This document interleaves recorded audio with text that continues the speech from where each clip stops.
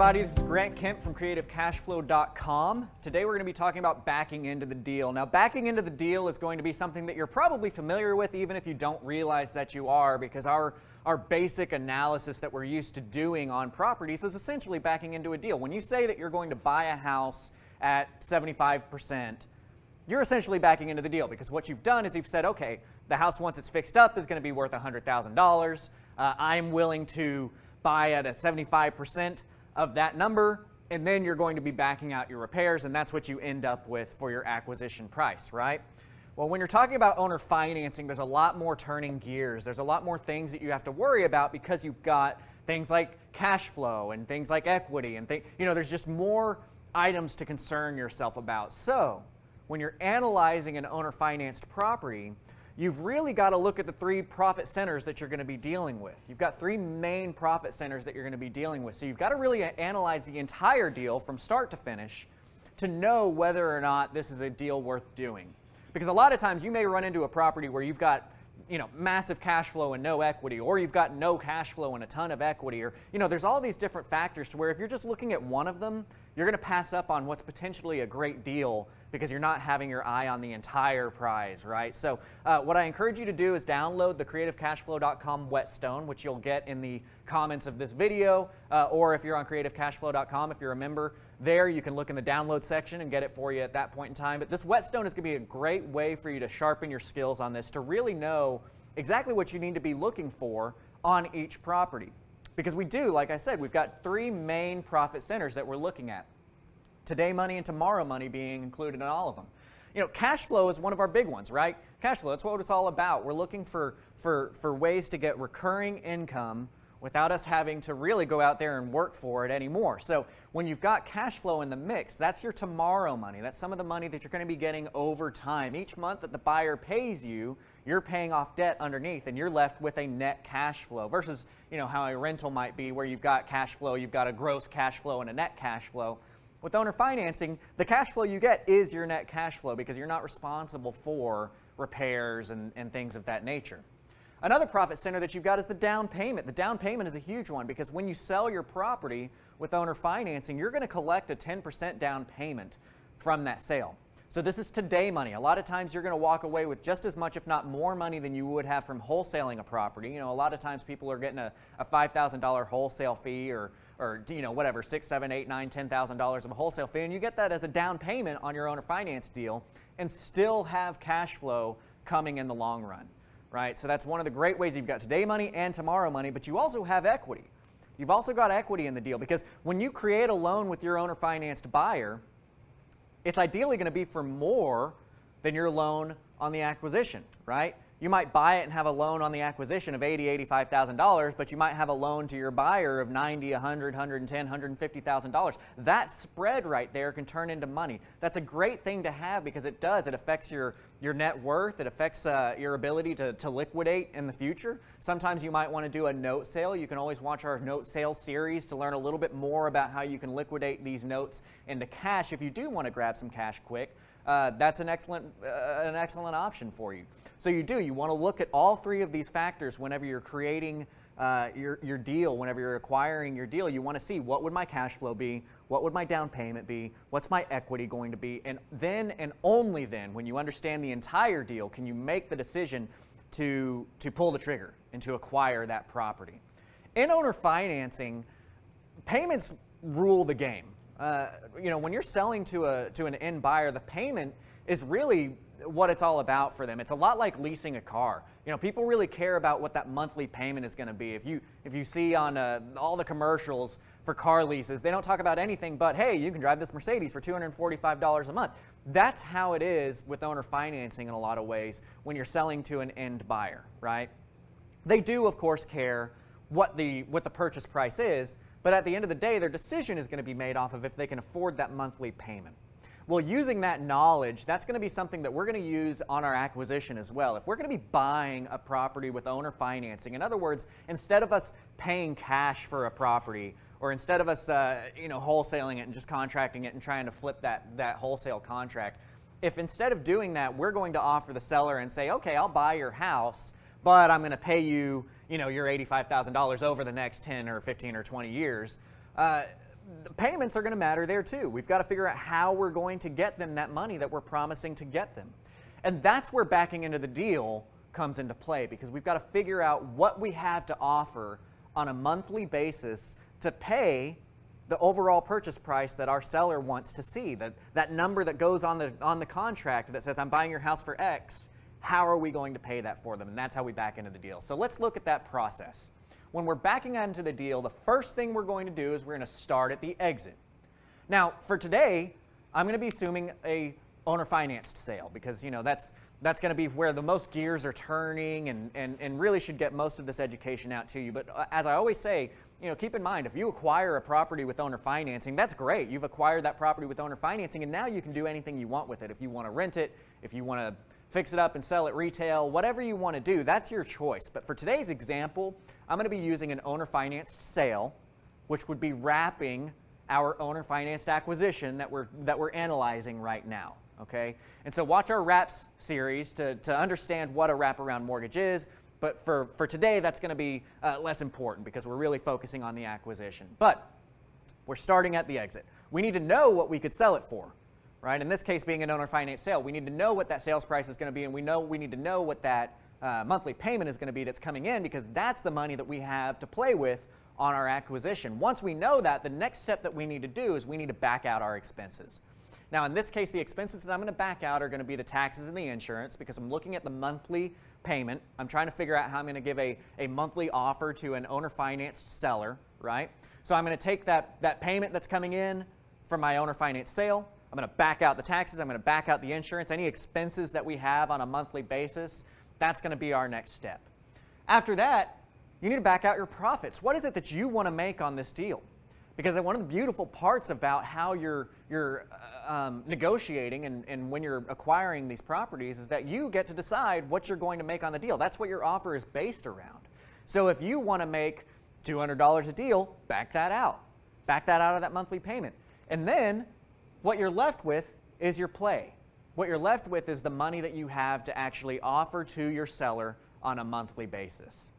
Now, one of the things that you will start to understand as you get into this business and as you start really using the calculator and looking through everything is that, one number is affected by three other numbers, right? You've got a payment, but the interest rate affects that, the principal affects that, the amortization affects that. You've got all kinds of stuff that goes into any one number, and this is what allows you to get really creative with things.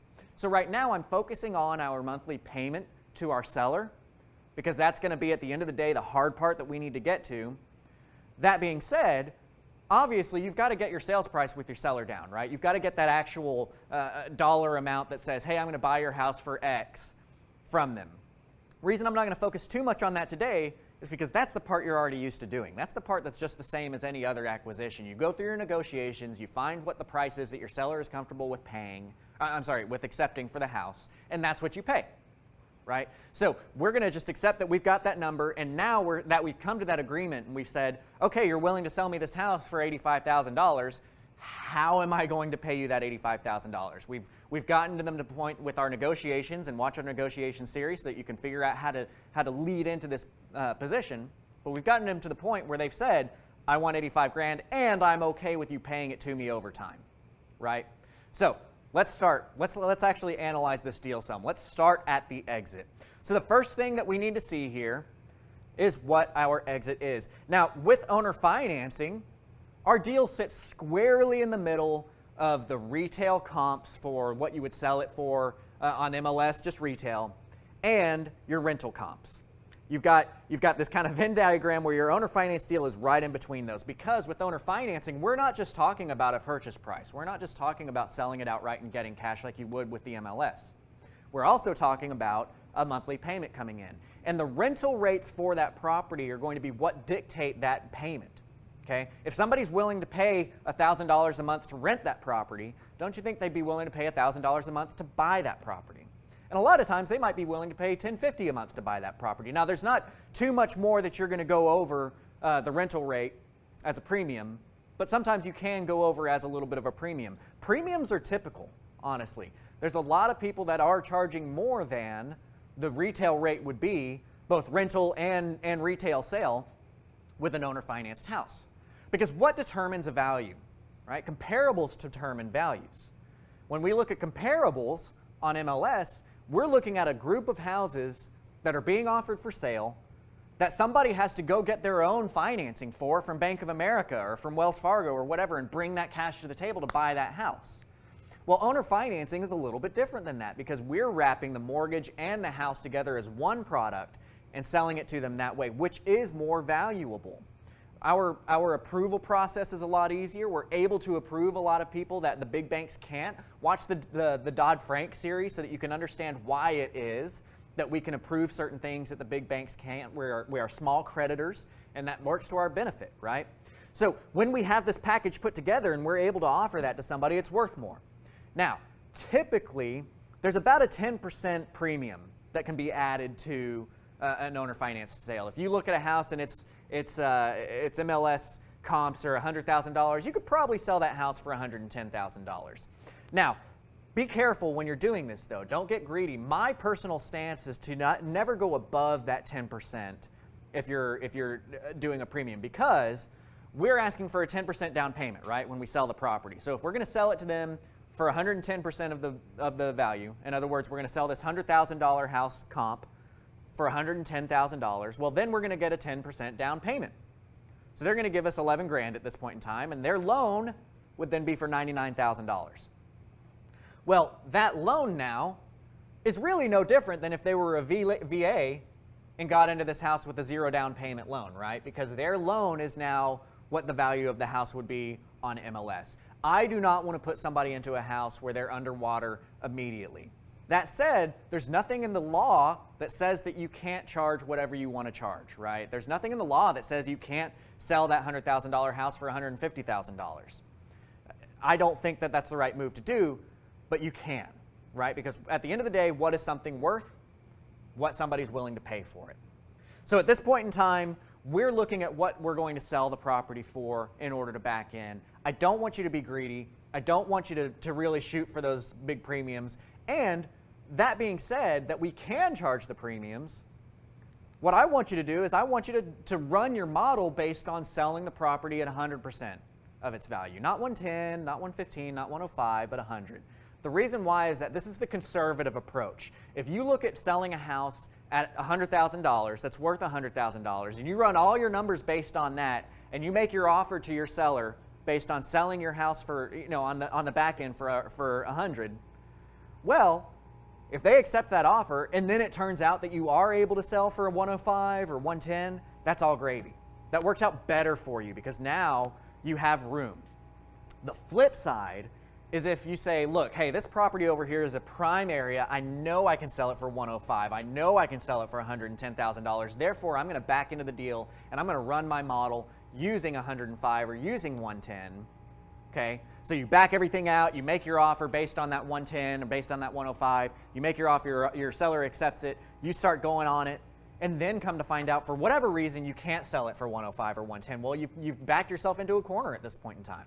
You have to sell this property at over market value or else you don't make the money that you had planned on making in the first place. So we always want to be conservative. When we're backing into a deal, when we're doing our analysis to try and purchase a property, we want to use conservative numbers. We know that this is on the market for $100,000. That's what we're going to say we can sell it for. If we're running our amortizations and trying to find our payment for our end buyer, we're going to use a 30-year amort because that's going to give us the lowest payment, right? Which is our most conservative approach. And we're going to make our offer based off of that. And then we're going to hope that we can get more in the background, on the back end, but that becomes gravy, not a necessity at that point in time. As far as comping your properties goes, use Propelio.com. I mean, I know I'm standing in front of this giant backdrop of Propelio, and but I promise I'm not getting financial gain from you going to Propelio.com. And I've been a big proponent of theirs for a long time, even before this academy was even getting started, before we were doing these video series with them, because I myself, as somebody with true MLS access, will tell you the Propelio system is just way better. Just frankly, I mean, the mobile system for sure knocks MLS out of the park. and then your ability to go in there and really get things done quickly for you and have it already wrapped into your CRM is just incredible. So really, go look at propelio.com, sign up for that, get your comps from there if you're not a realtor, even if you are a realtor, even if you do have MLS access. I mean, I use Propelio as much, if not more, than my regular MLS access because the GUI is just that much better. So take a look at that. Get your comps from there, get some accuracy in your numbers because that's going to be really important whenever you're acquiring these properties. So let's look at this deal. Let's look at an actual property and kind of back ourselves in. So on this deal, we're going to say that it comps out at $100,000, and we're going to say that the rental rates for it would be $10.50 a month. Okay? Now our seller has told us that they want $85,000. There's no way that they're going to sell it to us for anything less than $85,000. We've done all the negotiations that we can, and the reason that I've chosen that number is that it kills our ability to do anything cash-based. You should never buy a house for cash at 85% of its value. I say you should never. Speaking in absolutes is a difficult thing to do because there's always some reason why something might make sense, and I could go into some of those here, but I'm just going to, for now, we're going to say don't do 85% purchases. If you're doing cash, fix and flips, conventional wisdom says 70, 75%, you want to stay below. If you're doing the buy and holds, lots of people right now are in the 80, 82% range. 85 kind of kicks you out of that. So now we're looking at owner financing. Now we're trying to figure out the owner financed option that we have because that's what we're left with. So we've started at the exit. We found what it's going to sell for. We found what it's going to rent for. Our next step is let's look at that rental payment and let's start backing out our expenses like taxes and insurance. Okay? So taxes. We want to look for exemptions. If you're going to go to your central appraisal district online, you're going to look up this property and you're going to see what the annual taxes are for that property. Now watch our tax video so that you can learn the details of how to really go in there and how you can actually calculate these taxes out even if there are exemptions available on there. But what you're looking for when you get to that central appraisal district and you find your property, what you're looking for is a box like this. Now on DCAD, I took the screenshot from the Dallas the Dallas County CAD. This is what it would look for. What you want to see is you want to see that taxable value line that I've got marked over in red. And if that taxable value line on any one of the columns shows anything less than the full taxable value that it shows likely at the top of the page, because it will say what the market value is, what the land value is, and what the combined value is. I'm sorry, it's land and improvement and then market value is how they list that. If any of these lines have anything listed other than the market value, there's an exemption being taken on that property. It might be a homestead exemption, might be over 65, something like that. But that means that you can't trust the total number that it's telling you for your annual insurance as what the annual insurance is going to be once you've acquired it. Because you're not going to be able to have that homestead exemption on it. And your end buyer may have that homestead exemption on it, but that doesn't really matter right now. We need to be conservative. We need to think, okay, if my taxes are as expensive as they're going to get, what will it be, right? So on this case, we do have exemptions. You see one says it's $84,000. We've got a 67, a 73, that kind of stuff. Again, watch the tax video to figure out how to run your non-exempts. At the end of the day, it says that our total taxes are $2,057 here. And I'm just going to run with that number. I'm just going to say that's what we've got going on, and we're going to run that number as our monthly tax income, or tax payment, I'm sorry. So now we get to replace one of these questions here with a number. Now we know that we've got $171 every month that whenever we acquire this property, we're going to need to pay that $171 every month. The next step is to look at our insurance. Now when we're running our insurance, because we're trying to find our monthly bills here, we need to find the premium from the exit. Because again, when we're backing in, we want to find how we're going to make cash flow on this deal. We're comparing everything to our exit. We're looking at the end of the day, how is this going to sell? What are the expenses going to look like? And then we're backing out of that. So we want to use the premium from our exit. And in this case, our exit is an owner-financed sale. What we want to do is we want to run a 1.5% of the loan amount, and that's going to be the annual premium. That's going to be the annual premium for our end buyer, okay? So, as the example here, if we've got a $100,000 sale, we're taking a 10% down payment. That means we've got a loan for $90,000. If we do $90,000 times 0.0175, that comes out to $1,575 a year and about $131 each month in expenses. So now we've got our taxes and insurance expenses taken care of.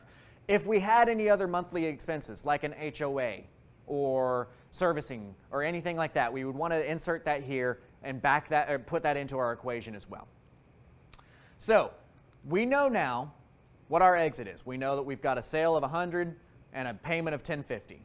We know what our expenses are going to be on a monthly basis. We've got the taxes and the insurance taken care of.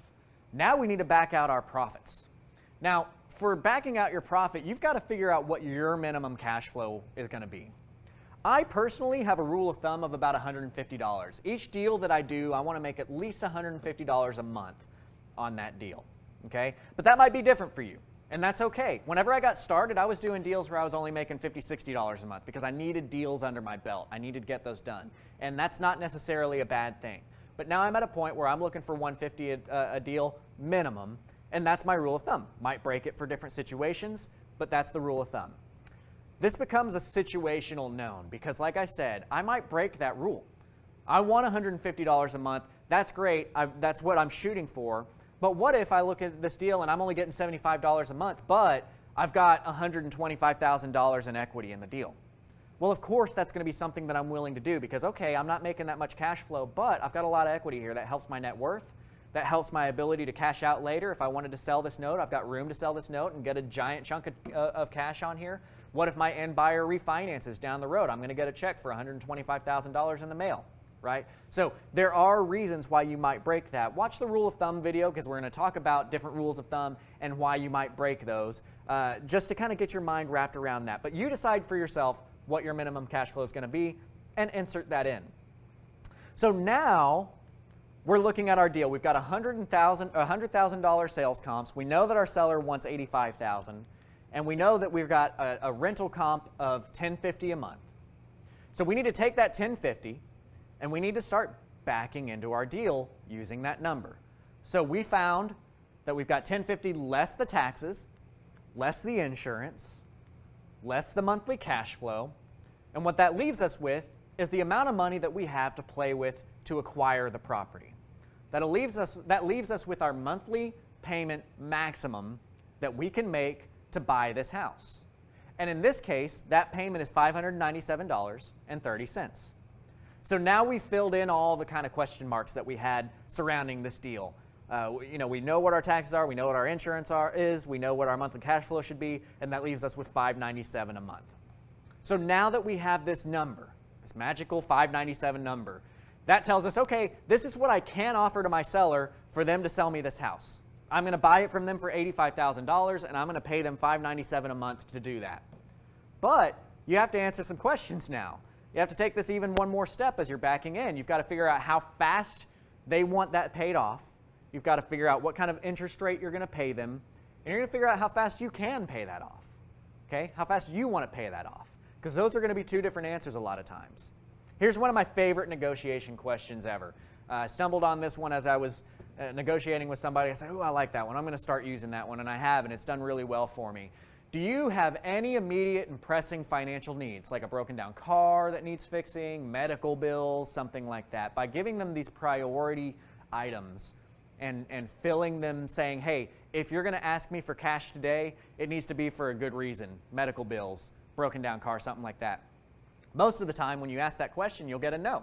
No, I don't really have anything super need. Or you'll get, yeah, I just need money for my deposit at my new, where I'm going to go rent or, whatever. It's not going to turn out to be a whole lot usually.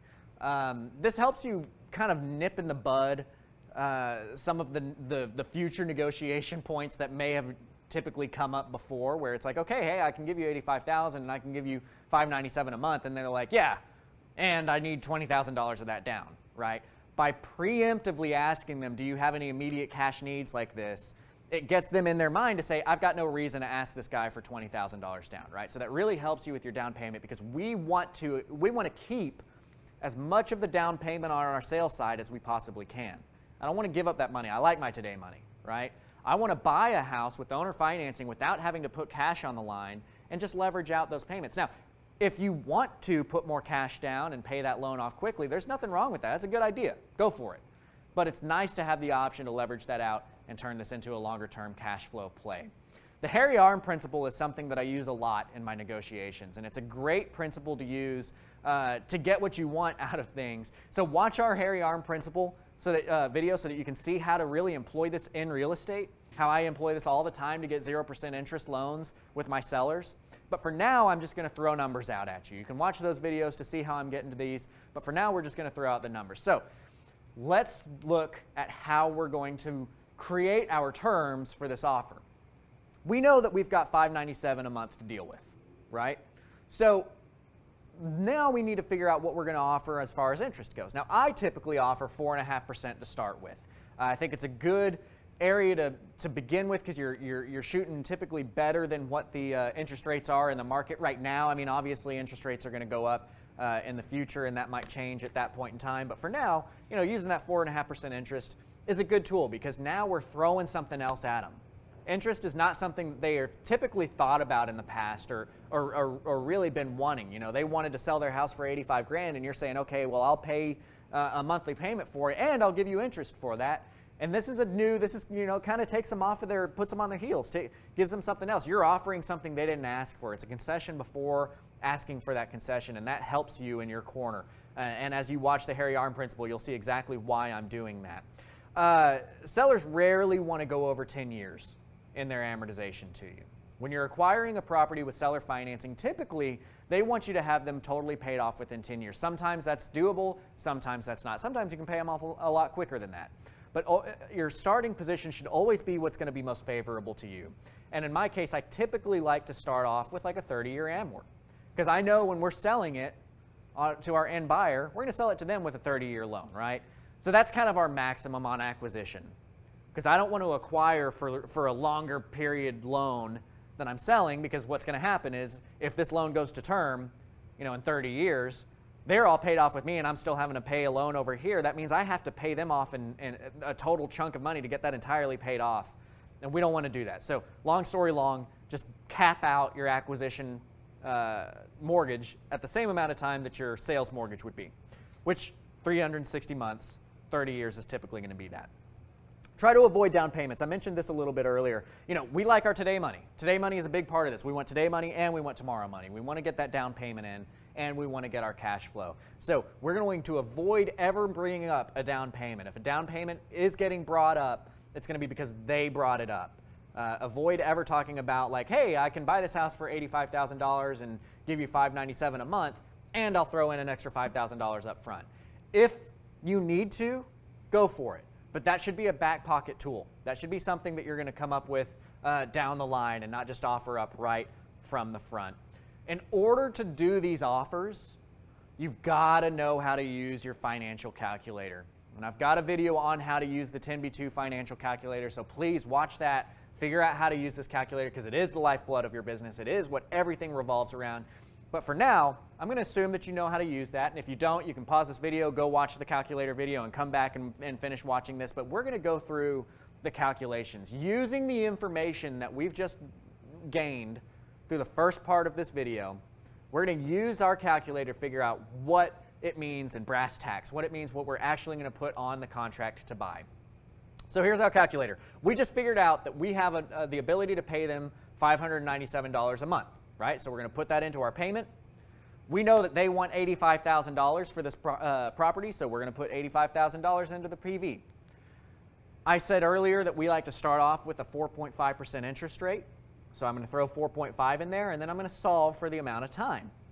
Well, what we see here is we've got an amount of time of 203 months, which is under the 360 that I said earlier, right? This means that we would pay them off in under 20 years. I'm sorry, a little bit over 20 years, right? 240? No, under, sorry. So we would pay them off in a little bit under 20 years on this, but I'm okay with pushing out to 30, right? I'm okay with going out to 30 years on these things. So what if I change that number to 30? Well, that's going to affect something else. The way that this calculator goes is when you change one number, it's got to change another number. What I want it to change is my payment. I want to lower my payment on the acquisition so that I can make more cash flow. So that's going to turn that 597 number, and it's going to change whenever I go to 360. It's going to change that to 430, which bumps up our cash flow to where now we're making $316 a month instead of $150 a month, which was what we initially ran our model based off of. And that's great. So that's where we're going to make our offer. We're going to say, okay, perfect. I can pay you $85,000, $430 a month for the next 30 years.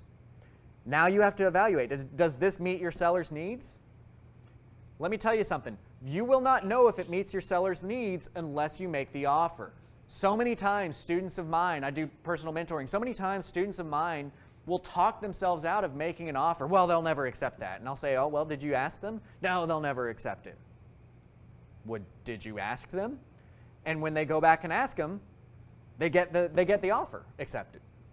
You don't know that person as well as that person. If you don't ask, you don't get, okay? But go ahead and ask. And if it doesn't meet their needs, what needs to change? That's when you start having to evaluate and having to switch things up. Well, here's the thing.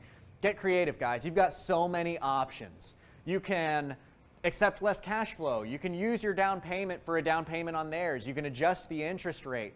You can do interest-only payments. You can do delayed payments. You can change your contract price. There's so much you can do to get creative and find a solution that works for both of you. You just have to start changing numbers.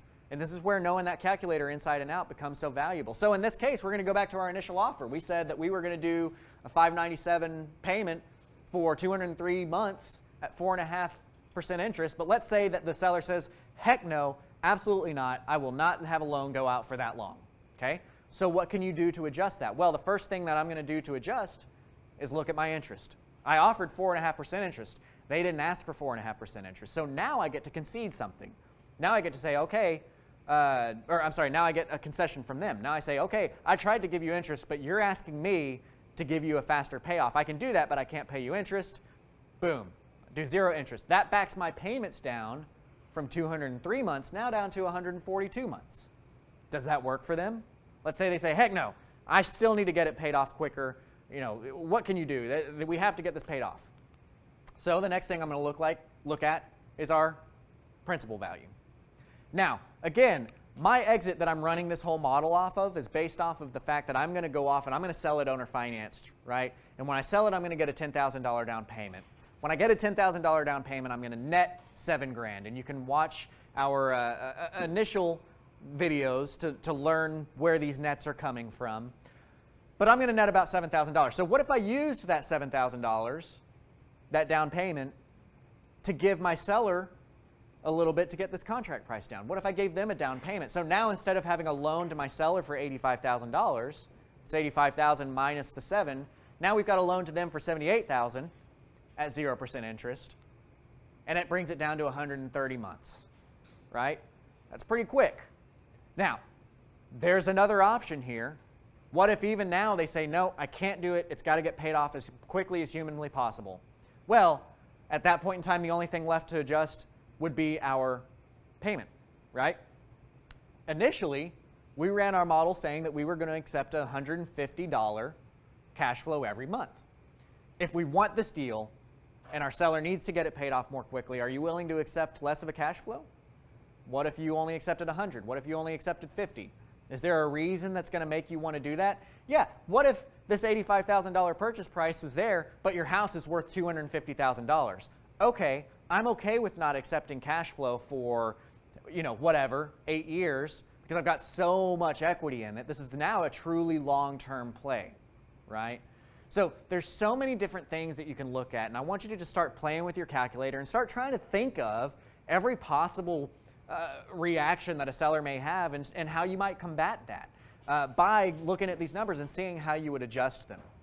Here's the thing. At the end of the day, we don't gamble, we invest. We're real estate investors. So if a deal doesn't work, a deal doesn't work. Don't make emotional decisions. Don't make a decision because you just really want this deal.